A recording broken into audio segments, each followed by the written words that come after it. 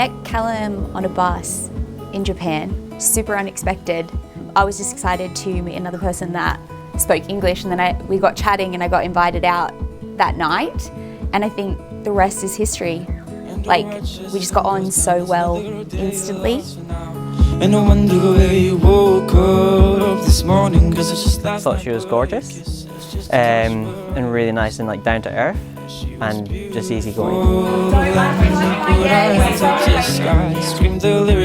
Quirky as, to a point where I was like, do I want to hang out with this person? But just super kind, really genuine person. Favourite trip together was going to Gary's Island or Fraser Island. When we were in there, we got 4x4s and just had the best time going over the sand dunes with friends. It was just like the best of time having the closest people near me. Our very first trip, we went in Japan, we went and did like a little weekend getaway in Otaru, and I feel like that just solidified so much for us, and I think that for me, that is always going to be the most memorable, because I think it allowed us to get to know each other, and I think, yeah, in another country, clearly very unexpected to meet like your life partner. I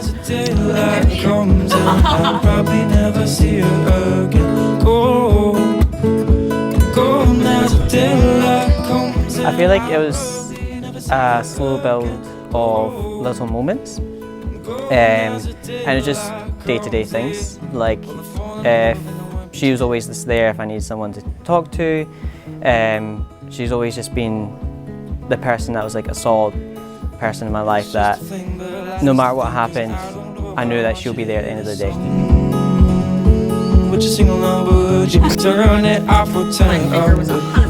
I definitely think it was more of like a slow burn, not an instant thing, but there was not an instant moment. I think that there was just so many things for me that was like, this is why I want to be with that person. She looks like she wears these high-top sneakers with a button up. She's a little windy, but she's really beautiful. I love you, and I can't wait for us to spend the rest of our lives together. We're just going to have the best of time, and I know that it's going to be a fantastic night. I wouldn't want to do it with anyone else. I'm so ready, like, let's do this. She kissed me for her last time, and she was golden as the daylight comes, and I'll probably never see her again. Golden as the daylight comes, and I'll probably never see her again. Golden as the daylight comes, and I'll probably never see her again. Golden as the daylight comes, and we're falling in love and I won't pretend.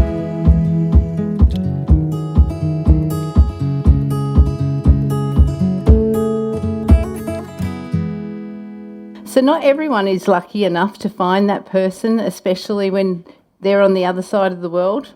But sometimes the universe puts you exactly where you need to be, even if that place is in a bus in Japan. Jennifer was chatting to her friend when Callum boarded the bus, and he immediately thought, she's so beautiful, I need to sit with her. So what started as a casual conversation on that ride home turned into an evening seated together at the communal dining hall, and then quite quickly into something neither of them had planned for. They'd both signed up for a working holiday, a season of skiing and teaching, not a relationship in any way, not the relationship that changed the course of these two's lives. A legendary first official date, Callum arrived to pick Jennifer up, and when she opened the door, they both froze, for they were both wearing a tartan shirt. The tartan shirt that Callum was wearing perfectly matched the tartan dress that Jennifer was wearing, and she immediately shut the door in his face and said, "Just wait, I need to change, we cannot be matching." So beyond their laughter, something real had taken root, and Callum found himself dreaming of a future with Jennifer in it.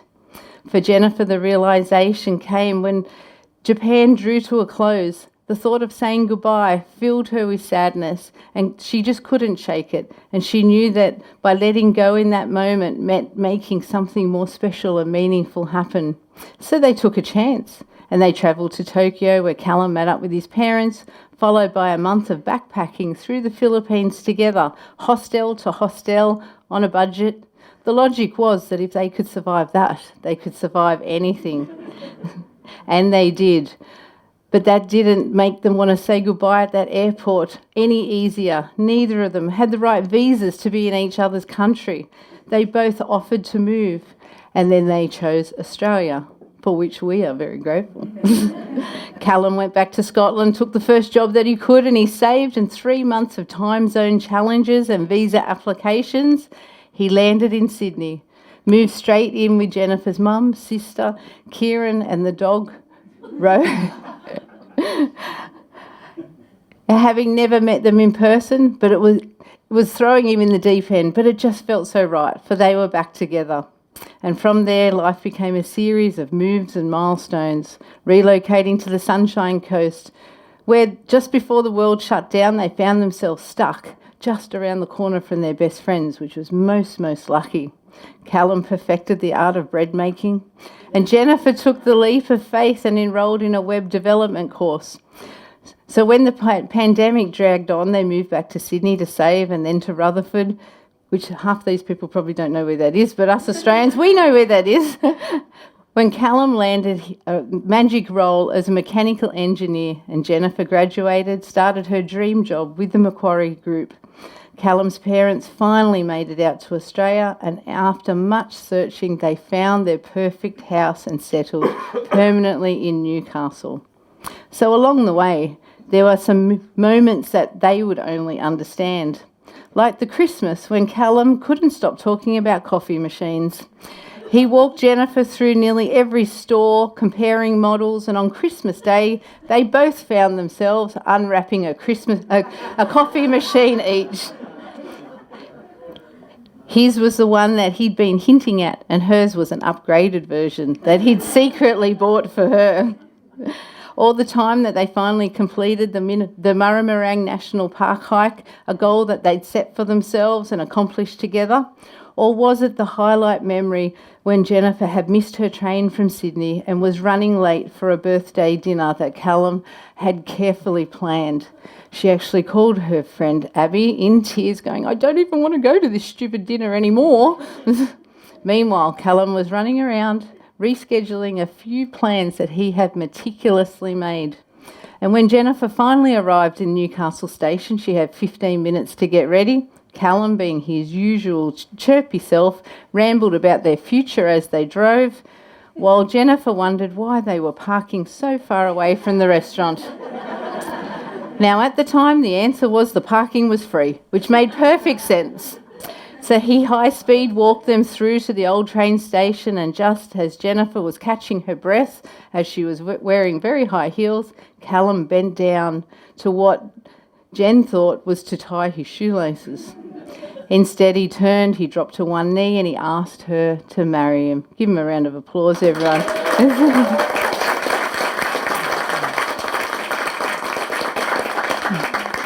He was so nervous, he talked so fast that Jennifer couldn't understand his speech, and he had to repeat it all over again. But what she thought was a kind stranger offering to take photographs was actually a professional photographer that Callum had kindly arranged. And the ring, a stunning ruby, her birthstone, surrounded by diamonds that had belonged to Callum's grandmother. And when Jennifer learned this detail a little later, she cried. It was just beautiful. So not only a piece of the family history, a gesture full of love and so much meaning, and for that we will give him another clap, because that is beautiful.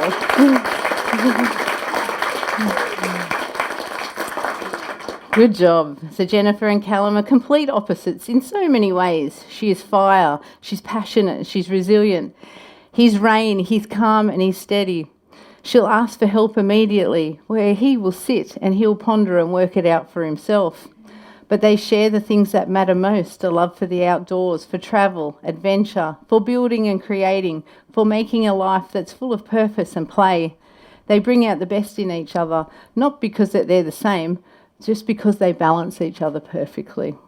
They've already overcome so much: long distance, multiple moves, visa struggles, grief, uncertainty and isolation.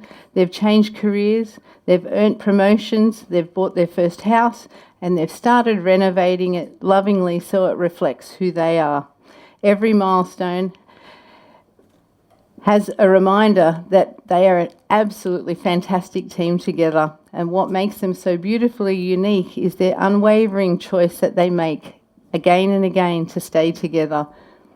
So marriage to Jennifer is a lifelong commitment, a shared journey built on mutual support and unwavering love, regardless of what life throws their way. And to Callum, it's the public and significant announcement to the world: I am yours and I am here to stay.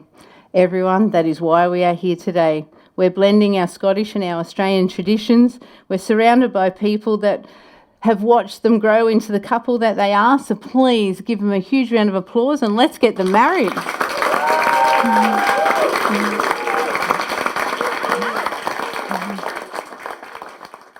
Callum and Jennifer have chosen to conclude their ceremony with a traditional hand fasting today. This is a symbolic binding of the hands that inspires the bonds of holy matrimony, and we are going to tie the knot. Throughout history, the hands of the bride and the groom were bound as a significant commitment to each other, but in many times rings were only for the rich and fabric much more accessible. So the cord is a reminder that everything physical is temporary, but what they represent is the love and connection between the two of you, which is eternal. If you'd like to join one hand together, can you just hold that for me? Thank you. Beautiful green matching your colours.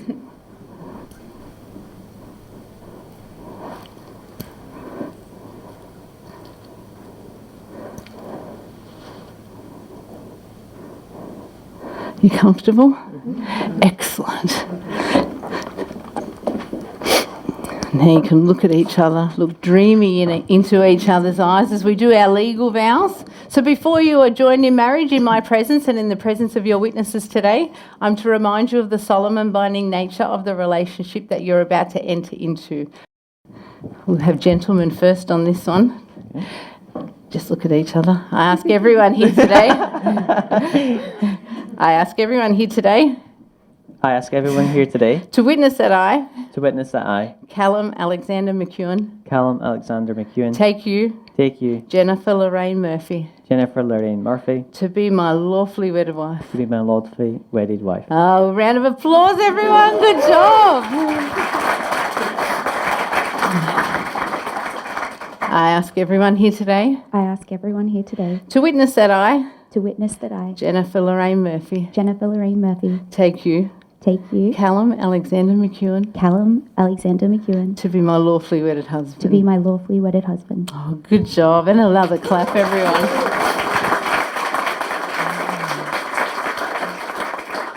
And a reading that these guys, they chose for the binding is: may you know nothing but happiness from this day forward. May the road rise to meet you. May the winds always be at your back. May the warm rays of the sun fall upon your home. And may the hand of a friend always be near. May green be the grass that you walk on, and blue the skies for you above.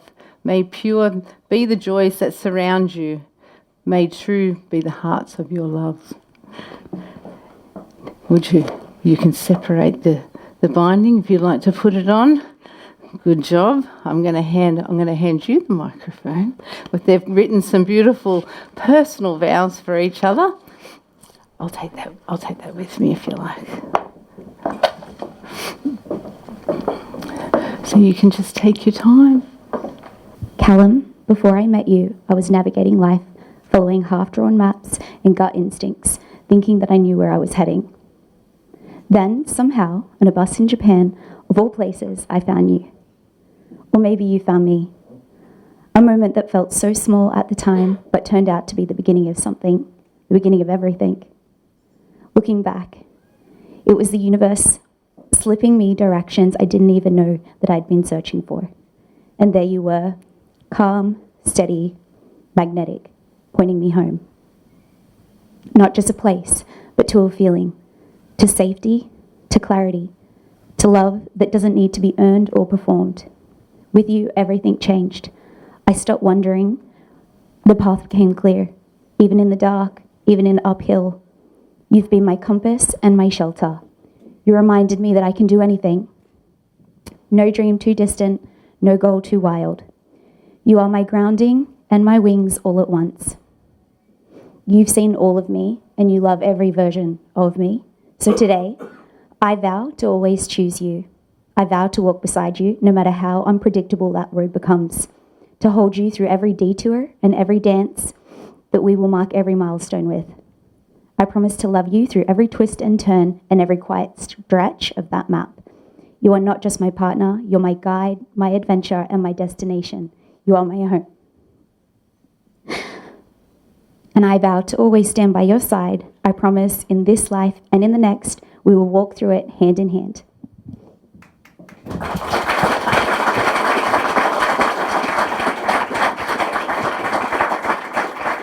When I first met you, I wondered where someone so beautiful came from. I had no idea, mainly because of your accent.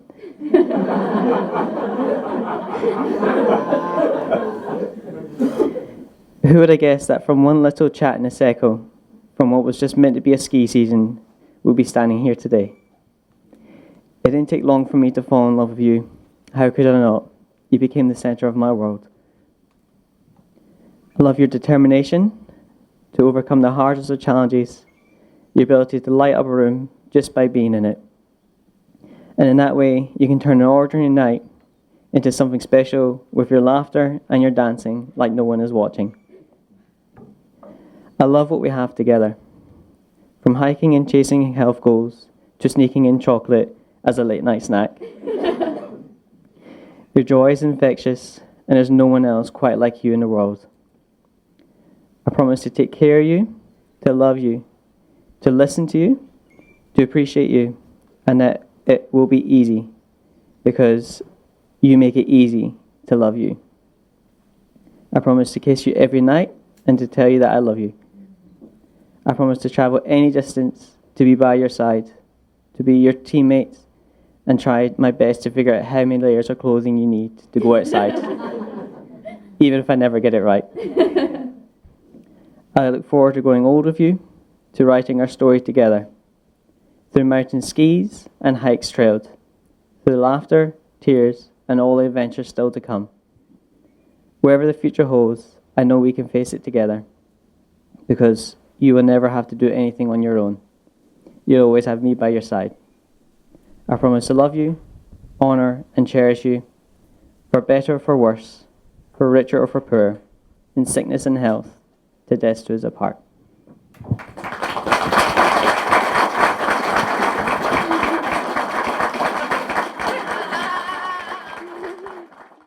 Do you want to have a little photo together? Turn around. Oh, wrong one. Wrong one. This is the one he's going to get. Yes. We want the one he's giving. Yeah, good job. You want to slide it halfway on? Just slide it halfway on. Yep, just swap your hands over. Beautiful. Okay. All right. Big words now. Last ones. Jennifer, you are the love of my life. Jennifer, you are the love of my life. I promise to love, I promise to love, protect, and stand by you always. and stand by you always. And slide that ring on.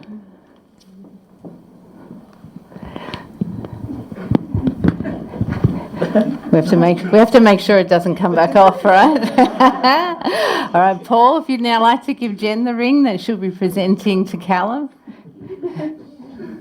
Good job. Give him a clap, everyone. What a great helper. All right, last words. Callum, you are also the love of my life. Callum, you are also the love of my life. I promise to love, I promise to love, to protect, to protect, and to stand by you always. and to stand by you always. And slide it on. Sorry. So may these wedding rings stay on your finger, telling the rest of the world that you have found your perfect partner. So everyone, in closing, today is truly a day to honour these guys, to reflect on the journey that they've been on, but most importantly, for them to get excited for everything that is yet to come. For marriage is not the destination, so these two, my advice, continue to indulgently spoil each other to discover all the magic that this marriage has to offer.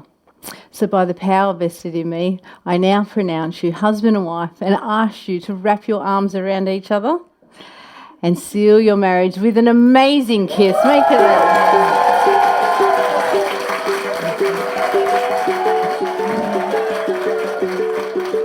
They say the holy water's watered down, and this town's lost its faith. Our colours will fade. And please welcome the newest married couple in all of Australia, Mr. and Mrs. McEwen. A masterpiece.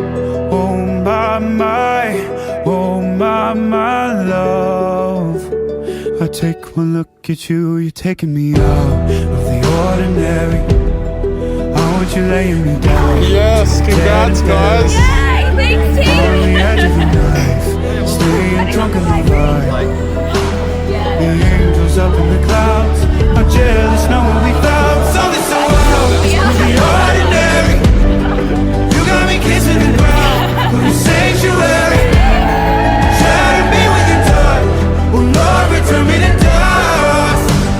The angels up in the clouds are jealous, know what we found. Place, hallelujah. On this side of heaven's gate. Oh, my life found you. Breathe in, take my breath away.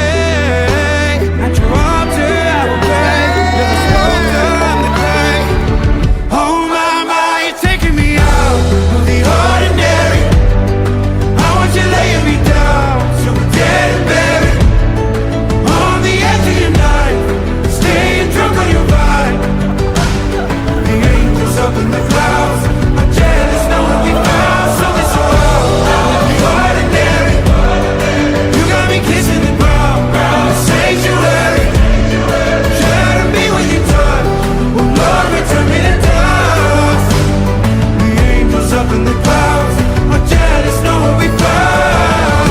Something so heavenly, higher than ecstasy. Whenever you're next to me, oh my. What was in black and white until I saw your light? I thought you had to die to fight something so out of the ordinary. How are you laying me down to a dead and buried? On the edge of your knife, staying drunk on your vine.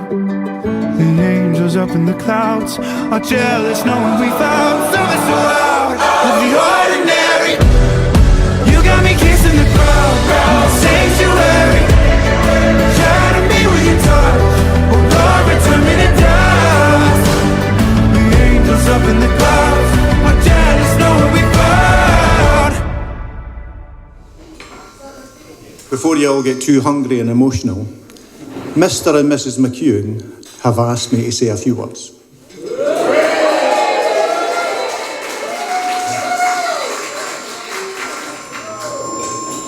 I'm Malky. I'm a proud Scotsman. I'm a proud husband. And I'm a proud father of number 1 son, number 2 son, and number 3 son.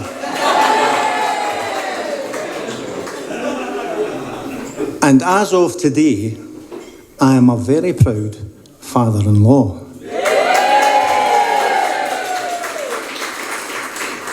Of the beautiful Jen. Doesn't she look absolutely stunning today?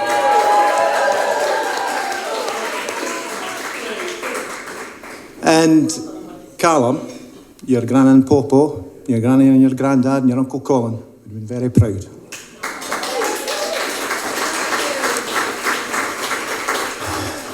It's 30 years since Callum popped out of his mum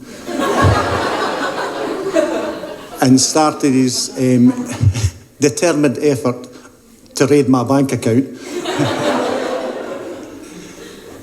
But it's funny with children, you never think they'll grow up. And in Callum's case, we're kind of sure that he didn't. It's a good thing. Callum, life with Callum has always been about moments. I recall he was about 11 or 12, and we're on the golf course with his brothers, and he turned to me and he says, "Dad, I don't like golf." I went, "Okay, what do you want to do?" And he says, "I'd like to go sliding," or skiing as he called it. And fast forward a couple of years, I'm driving him home from his ski lesson and his expensive ski jacket and his expensive salopettes and his expensive ski boots.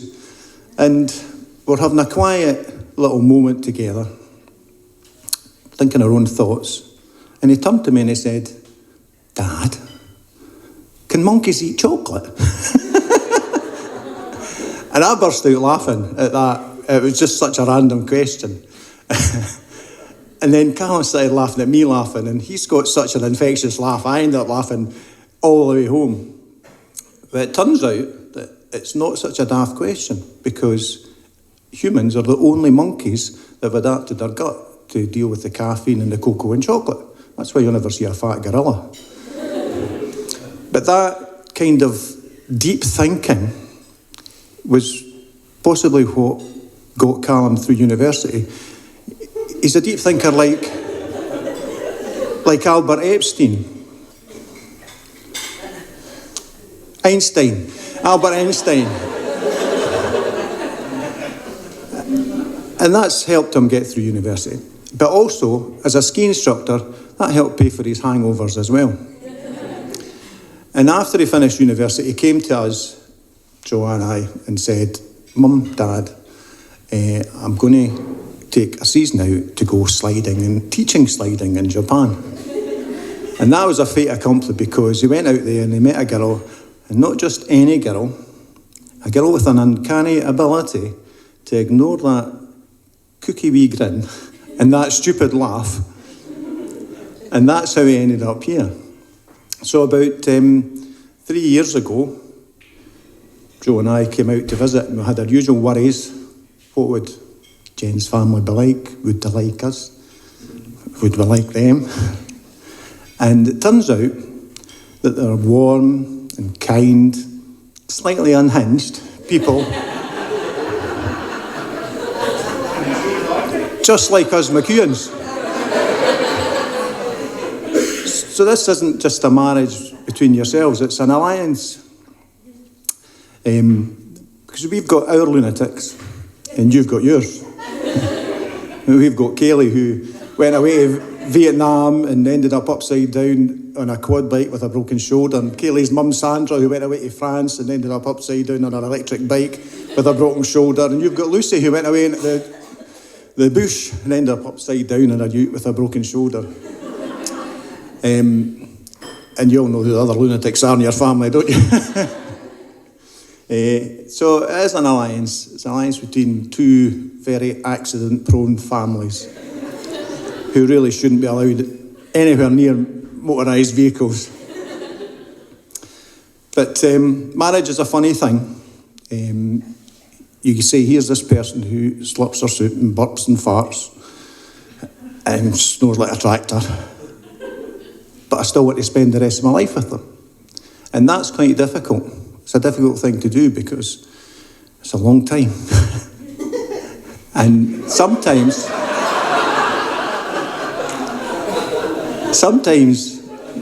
you have a wee argument over who's going to do the dishes or what you want to watch on TV. And what you've got to remember is you love each other.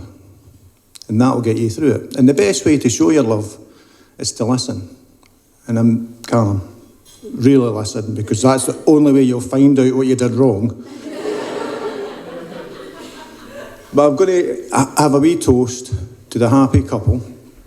I wish you a long, happy, slightly random life together.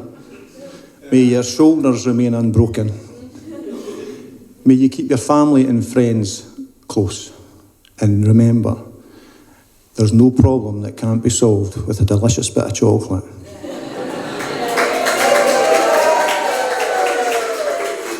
To Callum and Jen. And now for something completely different, the maid of honour, the amazing Abby.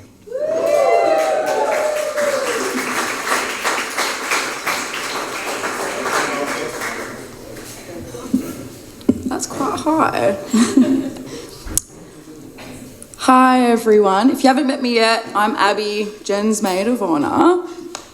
Thank you everyone who's travelled near and far to be here today to celebrate Mr. and Mrs. McEwen. Jen and I first met working in a restaurant together. On our first day, I completely bombarded her with 100 questions. It was, what's your name? Who are you? Where are you from? How old are you? 29. Are you married? Do you have kids? Do you have a house? No.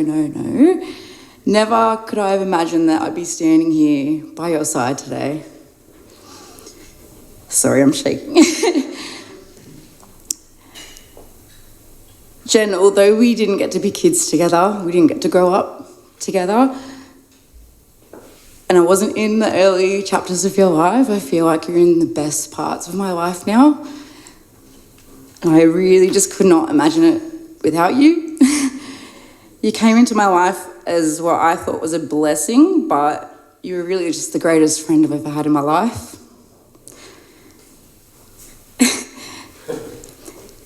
Jen, you have been my biggest inspiration. You inspire me to be the best version of myself, to never look back, and to always love wholeheartedly. I grew up with two older brothers. I come from a very boyish house, always wishing I had a sister. And I just feel like my wish came true when I met you.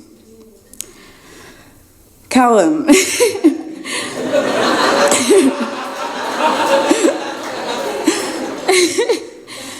When we first met, I had no idea what you were saying to me. I had to look to Jen to translate everything. I think you realised you could not win me over with your words. So you looked to something else, which was hash browns, brownies, tiramisu, chocolate. You showed me love through my stomach, and it's the best way you could possibly do it. We bonded over so much food, and I feel like I understand you so much more now. You love through your actions and through what you want to do, I guess. So whether you're out the back power washing the back porch, or you're putting a shelf in the bathroom because Jen's told you to, even if it's in the wrong spot. You do all of that because you love Jen. It's just so lovely to be able to be beside you guys to watch all of that. I'm literally feel like I'm shaking. Your love is such a beautiful connection. I'm so grateful that I've always known you guys as Jen and Carl. I've never known you separately, and I wouldn't change that for the world. You guys are together, and it's just the best thing. You guys are both my friends.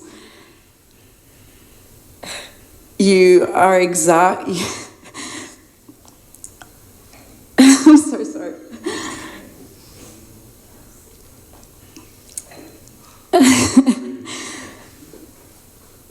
While I stand here today and I'm surrounded by both of your amazing families, I'm so glad that you guys are my chosen family. And I love you guys so much. Cheers. Hey guys, I'm Paul. This is very high. So I'm Paul, I'm Callum's best man. I thought I'd say a few words, or I was asked to say a few words, I guess. Anyway, so I'm sure everyone who knows Callum is aware of and loves his very unique mind. He's got his own logic, he can be very resourceful, has a lot of confidence, and he has the ability to sleep anywhere. So I just thought I'd share a few examples of some of his unique skills. I thought I'd start with how we met. So we're in Aberdeen, it's Freshers' Week of uni, and I'm out in a club. And didn't know Callum at all. So anyway, go into the bathrooms, and there's a couple guys that are there, and they're chatting about somebody asleep on the toilet. So I'm like, Sounds interesting. Anyway, so get the cubicle open. I see Callum just sleeping there like a little puppy, happy, pants around his ankles, he's buzzing. Anyway, I was like, this is my kind of guy, I like him. So, give him a little slap on the face, wake him up, and I'm like, right, okay, we need to get you to your carers. Flatmates. So yeah, go away, we find his flatmates, all's good, and that's, well, at the end of the night, he gets home safely. Anyway, a few days later, it's like the first day of uni, go into the lecture hall, and I see Callum just sitting there, happy as anything, just on his own. So I go over, I'm like, oh, I'll go over, sit next to him. I start talking about the night a few nights ago, and I'm like, oh yeah, do you remember that? Do you remember you were asleep on the toilets, went in front of your flatmates? And he's like, no, who are you? It's like, great. So yeah, there's not many people that you can say that you've met on different days, you know? He met me in the lecture hall, I met him butt naked in the toilets of a nightclub.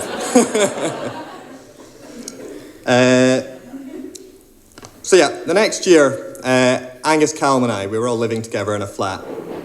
Callum went through this phase of losing his keys consistently, or he wouldn't lose them, he'd just leave them in the flat and leave.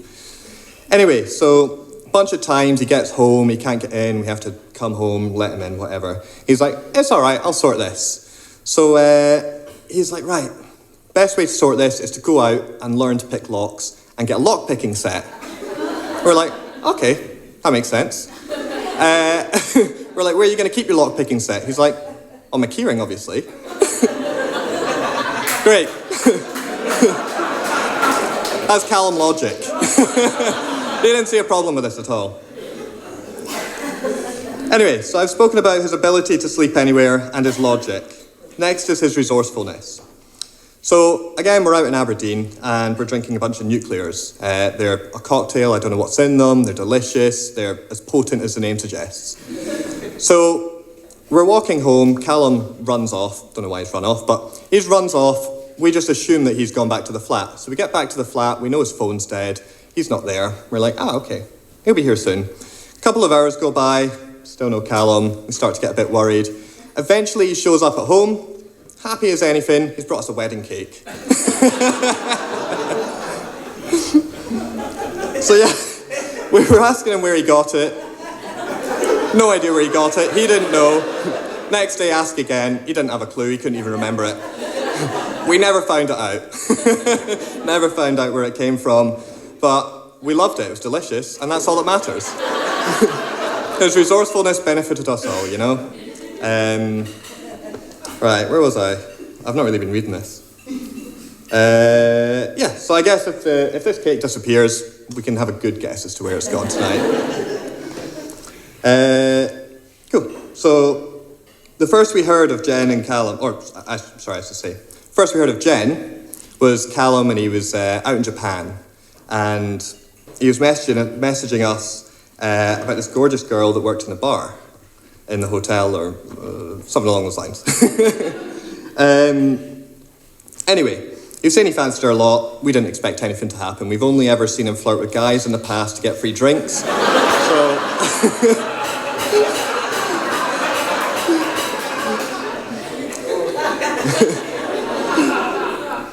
So when we speak to him a couple weeks later and he tells us he's kissed her, we're amazed.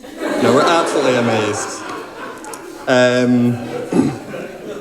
Anyway, so to this day, I've no idea how he managed to get somebody so great.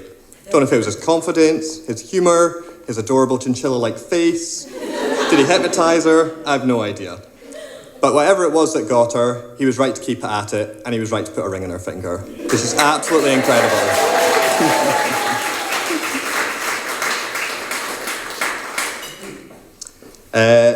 So having been on some amazing holidays with Jen and Callum, and seeing them together, it's clear that they are perfect for each other. So Jen's rational thinking, calm demeanour, which I know some of the other speeches may have disagreed with slightly, but that's how I see you, Jen.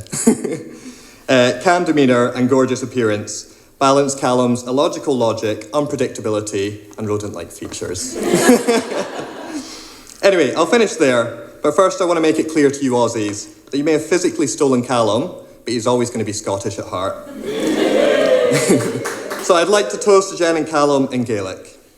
So let's raise our glass and say, Slàinte to Jen and Callum. Cheers, guys. Jen and Callum are actually up next to do a speech as well. So, I just wanted to say, first of all, wow, I am so impressed with all of you being here to celebrate this amazing moment for Callum and I. We're honestly so overwhelmed, in the best way, seeing all of your beautiful faces here tonight. I wanted to also say a huge thank you to my boss or ex-boss, Jenny, for giving me and the rest of the girls the day off.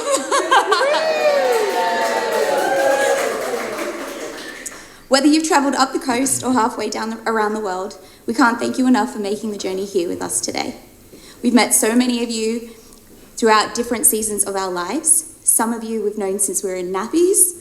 Some of you we've crossed paths during our adventures overseas. And others of you we've been lucky enough to more recently become friends since our move to Newcastle, our new home. No matter when or how we met, we're so grateful to be surrounded by the people who have shaped us, supported us, and helped us become who we are now. This day wouldn't be the same without all of our amazing friends and family. To our bridal party, thank you for standing by our side and later dancing by our side.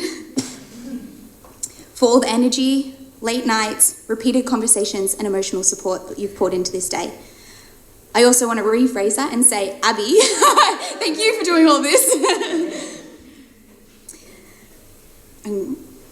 Where are we? Oh, there, okay. Yeah. To our parents, that doesn't quite cover it. Oh, sorry. To our parents, thank you. Doesn't quite cover it. We are so very grateful for your endless love, patience, and funding. We know we haven't always made it easy. As kids, we were definitely a handful. There are probably some moments where you wondered how this all would turn out. But here we all are, grown up mostly, and standing here today because of the foundation that you gave us. Your guidance over the years, and especially during this wedding, means the world to us, and we hope you're proud of the people we've become, and even more so of the lives that we're building together. And let's be honest, wedding days often shine the spotlight on the parents. Anthony, you walk your daughter down the aisle, you get the first dance. Mother of the groom, you also get the first dance, and are a key member of helping us organise everyone. After the father groom, well, he gets off to questionable wisdom and sneak off with the wine. But the mother of the bride, she's often the one who's doing everything no one else sees. She's behind the scene, quietly keeping it all together. Jackie, you've cut, you've sewn, you've hemmed what feels like a kilometre of fabric. Kept track of tiny details and made sure every little thing comes together. Mum, you used to worry about the fact that I would elope. Well, now you've missed out on that moment entirely, and now you're advising me on how to reel it all back in for the big day.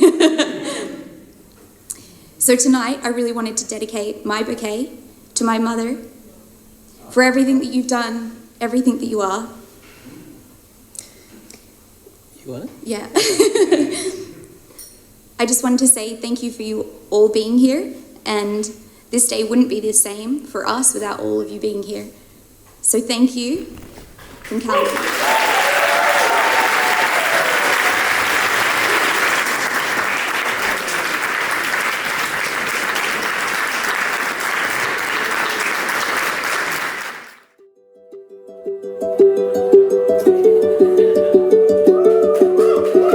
They say the holy water's watered down, and this town's lost its faith. Our colors will fade eventually, so if our time is running out, day after day, we'll make the mundane a masterpiece. Oh my love, I take one look at you, you're taking me out of the ordinary. I want you laying me down to a dead and buried on the edge of your knife, staying drunk in the ride. The angels up in the clouds are jealous, know what we felt. So this a world of the ordinary.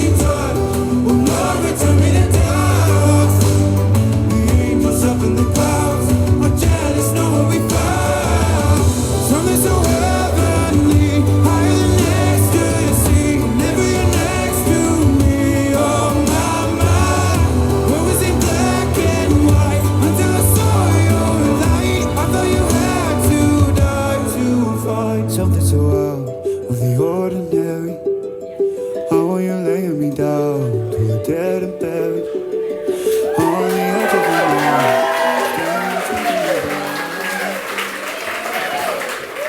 You stand up if you've received one of them. So we know we've got Auntie Sandra over on this table. We have, you have to look under your chairs. We've got Jamie in the middle table. We've got Tori, we've got Todd, and then we've got Jenny. So, if you look under your chair. Oh, are they? Yeah.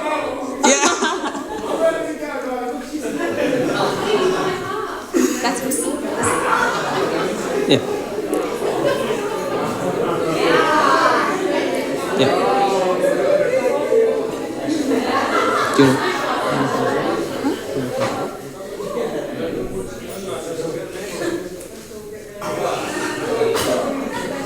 So as a table captain, they can tell you, but essentially they have a couple of rules for the people that are on their table, and they're going to keep the vibes high for tonight. Starting with the lovely guns that they have in their hand. I'm sure each of you will get to experience that later. But I also just wanted to announce that we're going to kick off the Kaylee for anyone that wants to start with us. We're going to start with Strip the Willows to... Yeah, for all of you Aussies that haven't danced before, there are plenty of Scots that would love to show you how to do it.